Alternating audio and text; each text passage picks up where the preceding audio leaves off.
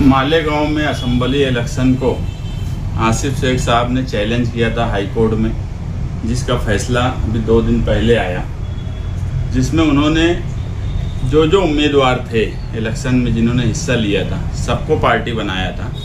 Respondent number 5 की हैसियत से शान-ए-हिंद को भी पार्टी बनाया गया था और कॉन्स्टिट्यूशन और पीपल्स एक्ट के खिलाफ ये इलेक्शन हुआ।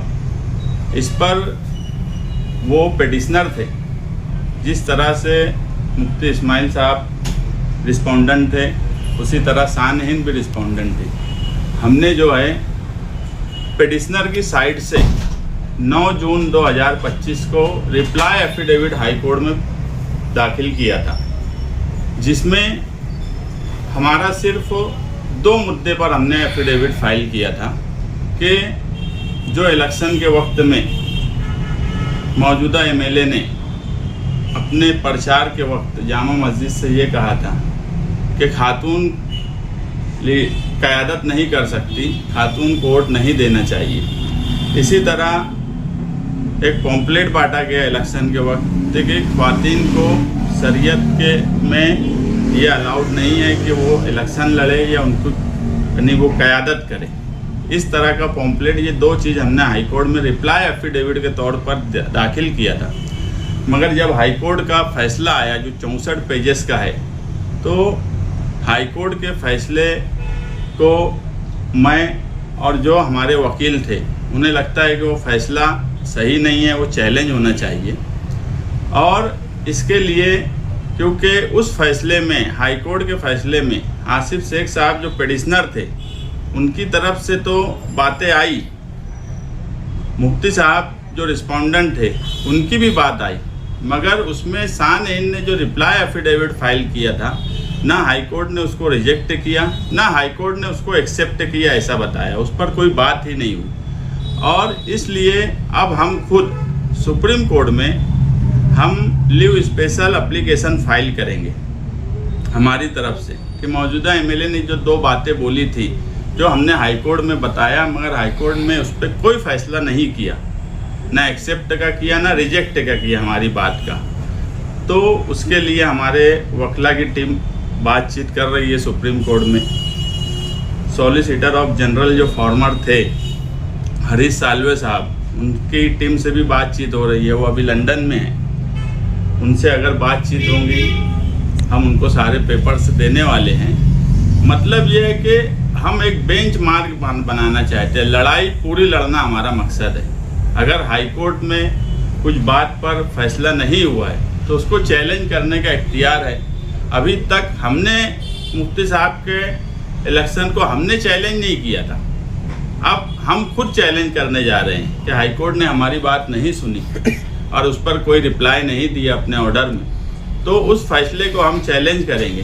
क्योंकि मजहब का सहारा अपने मतलब से लेना, मौजूदा एमएलए अपने मतलब से लेते हैं। यही एमएलए पार्लियामेंट इलेक्शन में सोबत आई बच्चाओं के लिए वोट मांगे, उस वक्त वो खातून उम्मीदवार है, ये उनके लिए नहीं थी बात। कारपोरेशन इलेक्शन में 50% ख्वातीन को टिकट दिए, उस वक्त भी वो बात उनके लिए नहीं थी। मगर जब अपने मतलब की बात आती है तो शरीयत को अपने हिसाब से इस्तेमाल करना, और जब अपना मतलब निकल जाए तो शरीयत को उस हिसाब से इस्तेमाल करना, ये बात न कॉन्स्टिट्यूशन के लिए बराबर है न शरीयत के हिसाब से बराबर है कि अपने मतलब से सिर्फ इस्तेमाल करना, और हर वक्त ये चीज़ होती है। इसलिए अब हम खुद सुप्रीम कोर्ट में मौजूदा एमएलए की रुकनियत को चैलेंज करने वाले हैं। आसिफ शेख भी चैलेंज करेंगे?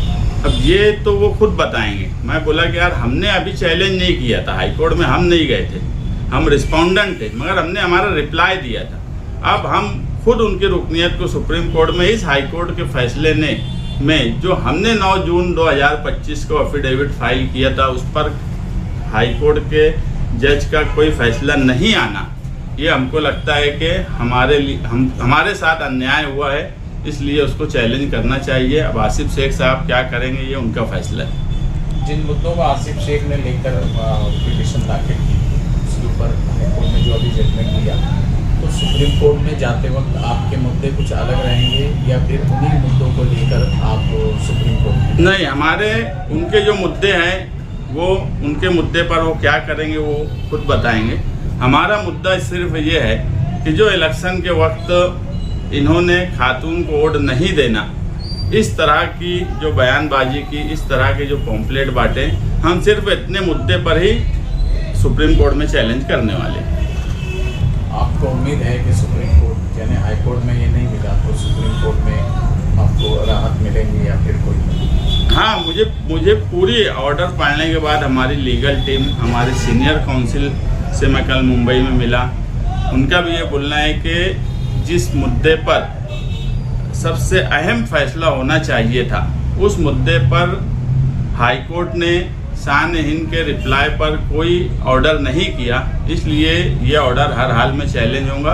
और हमें उम्मीद है, और लड़ाई जो है, अगर कुछ गलत हुआ है तो उसके खिलाफ लड़ाई पूरी होना चाहिए।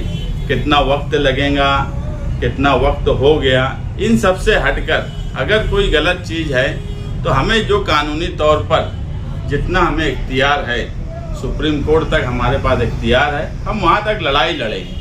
हार जीत का फैसला अल्लाह के हाथ में है, मगर लड़ाई लड़ना ये हमारे इख्तियार में है। अगर कुछ गलत हुआ है तो उसके खिलाफ लड़ना चाहिए, ये हमेशा से हमारा उसूल रहा है और हम उस उसूल को सामने रखकर ये लड़ाई पूरी लड़ेंगे। मज़हब के बुनियाद बनाकर इससे पहले भी इलेक्शन कई बार किसान में लड़े हैं और इस बार भी लड़े हैं, तो आप एक सेकुलर वो पार्टी से जुड़े, तो आप इसको किस तरह देख रहे हैं कि धर्म का आधार, यानी आपका इंटेंशन ये है कि इसके बाद इस तरह से इलेक्शन नहीं लड़े जाने चाहिए? हाँ, हमारा एकदम सीधा सा ये है कि वो कोई अगर बीजेपी हिंदुत्व और हिंदू के नाम पर इलेक्शन लड़ती है तो वो हम गलत बोलते हैं। हर मुसलमान बोलता है कि ये गलत है।